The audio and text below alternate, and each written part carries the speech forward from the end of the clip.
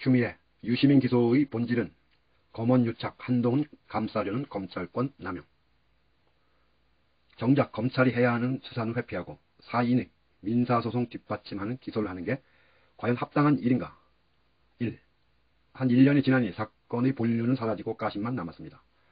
까마귀 날자 배 떨어진다는 속담처럼 어제 신임 검찰총장 지명이 이루어지자 대검은 유시민 노무현 재단 이사장을 한동훈 명예훼손 혐의로 전격 기소했습니다.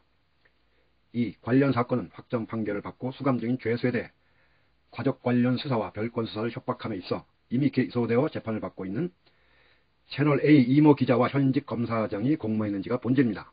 이에 대한 수사는 현재 그 검사장의 협조 거부로 답보 상태입니다. 유시민 이사장은 당시 외부로부터 노무현 재단 계좌 열람 정황을 파악하고 이런 사실을 알린 것입니다. 3. 언론 보도에 의하면 채널A 사건에서 문제의 검사장은 밸류 인베스먼트 코리아 전 이철 대표 측에게 협박 편지를 보낸 이 기자에게 나를 팔아라, 법정, 대검 수사정보정책관을 연결해 줄 수도 있다, 이런 적극적인 말을 했다고 합니다. 공개된 채널A의 자체 진상보고서에서도 드러나 있습니다. 윤석열 한칸 B고 최측근이라고 포털 검색창에 치면 나오는 사람이라고. 이 기자가 겁을 줄 때 그 검사장을 특정했다고 하지요.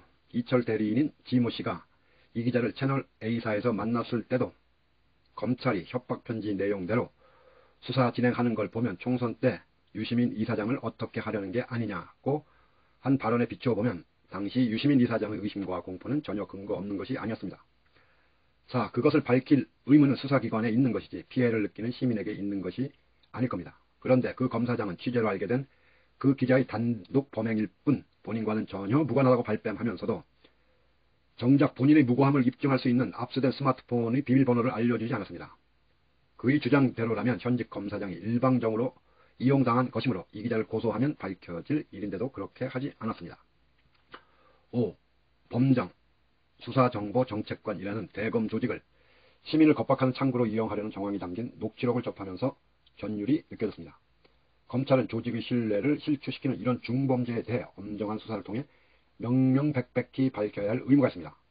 또한 한시바삐 한동훈의 스마트폰 포렌식을 통해 진실을 발견하여 국민적 의혹을 해소하고 검언유착이라는 검찰에 대한 희대의 불명예를 희소해야 하는 것입니다.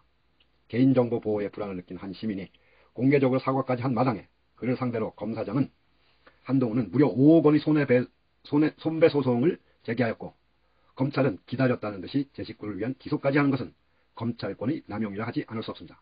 검찰권은 국민의 권리를 지키기 위해 행사되어야지 특정인의 민사소송을 뒷받침하기 위해 함부로 쓰여서는 안 될 것입니다. 추미애 전 법무부 장관.